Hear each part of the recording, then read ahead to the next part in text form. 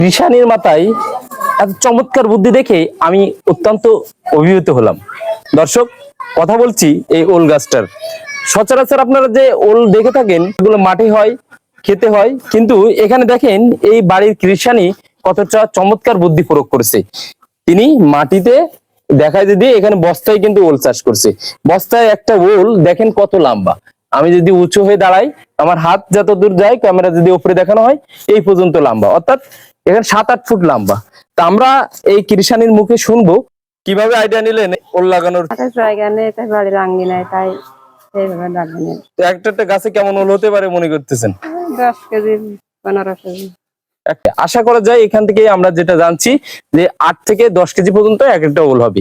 শুধু জমি থাকলে যে ওল চাষ করা যায় তা না, আপনারা চাইলেই বাড়ির আঙ্গিনায় ছোট পরিসরে এমন ভাবে ওল চাষ করতে পারেন, এমনকি ছাদের পারেও ওল চাষ করতে পারেন। একটা গাছ না, এখানে যদি দেখায় এখানে 3টে আছে, আর অন্য পাশেও কিন্তু তিনি ওল লাগাইছেন।